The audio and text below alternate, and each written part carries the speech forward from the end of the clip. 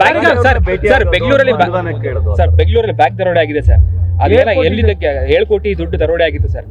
ಈ ಪ್ರಕರಣ ಜಾಸ್ತಿ ಆಗ್ತಾ ಇದೆಯಲ್ಲ ಸರ್. ಅಂತ ಸುಳಿವು ಸಿಕ್ಕಿದೆ. ನಾವು ಅವ್ರನ್ನ ಕಾರು ಈಗಾಗಲೇ ರಿಕವರ್ ಆಗಿದೆ, ಉಪಯೋಗಿಸಿದಂಥ ಕಾರು.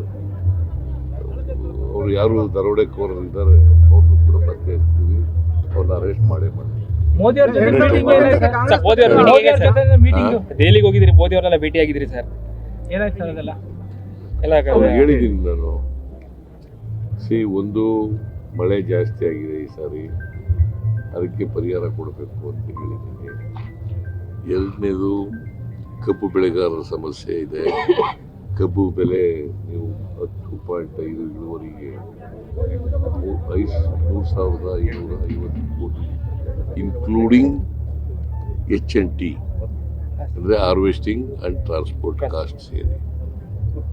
ಸೊ ನಾನು ರೈತರು ಚಳುವಳಿ ಮಾಡ್ತಾಯಿದ್ರು, ರೈತರ ಜೊತೆ ಮಾತಾಡಿ, ಶುಗರ್ ಫ್ಯಾಕ್ಟರಿ ಜೊತೆ ಮಾತಾಡಿ ಒಂದು ಮೀಟಿಂಗ್ ಮಾಡಿ ತೀರ್ಮಾನ ಮಾಡಿದ್ದೀನಿ. Without harvesting charge and transport cost ಅದು ಬಿಟ್ಟು ಒಂದು ಟನ್ನಿಗೆ ಅಂದರೆ 11.25 ಇಳುವರಿ ಕಬ್ಬಿಗೆ 3,300 ರೂಪಾಯಿ ಕೊಡಬೇಕು ಅಂತ ತೀರ್ಮಾನ ಮಾಡಿದ್ದೀನಿ. ಅದಕ್ಕೆ ರೈತರು ಒಪ್ಕೊಂಡಿದ್ದಾರೆ, ಶುಗರ್ ಫ್ಯಾಕ್ಟರಿ ಒಪ್ಕೊಂಡಿದ್ದಾರೆ. ಸರ್, ಎಸ್ಸಿ ಮಕ್ಕಳಿಗೆ ಸ್ಕಾಲರ್ಶಿಪ್ ಬಟ್ ಎಸ್ಟಿ ಮಕ್ಕಳಿಗೆ ಆಗಿಲ್ಲ. ಯಾರು? ಸಮಾಜ ಕಲ್ಯಾಣ ಇಲಾಖೆ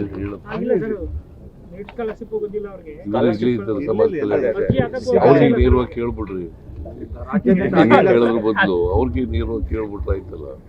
ಮನೆ ಯಜಮಾನ್ರು ನೀವಲ್ಲ ಸರ್, ಸರ್ಕಾರದ ಯಜಮಾನ ನಾನು ಸರಿಯಪ್ಪ. Incharge of the social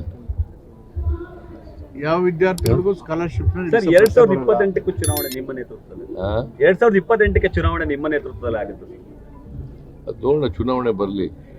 budget ಬಗ್ಗೆ ಮಾತಾಡಿದ್ರೆ ಸರ್, ಇಲ್ಲಿ ಎಷ್ಟು ಬಜೆಟ್ ಮಂಡಿಸುವಂತ ಬಜೆಟ್ ಬಗ್ಗೆ ಮಾತಾಡಿದ್ರೆ ಸರ್, ನೆಕ್ಸ್ಟ್ ಬಜೆಟ್ ನಾನೇ ಮಂಡಿಸ್ತೀನಿ. ಇನ್ನು ಎಷ್ಟು ಬಜೆಟ್ ಮಂಡಿಸುವಂತಹ ಇದಿದೆ ಸರ್ ನಿಮಗೆ? ಜನ ಎಲ್ಲಿವರೆಗೆ ಅಪೇಕ್ಷೆ ಪಡ್ತಾರೆ ಅಲ್ಲಿವರೆಗೂ ಮಾಡಿಸ್ತಾರೆ.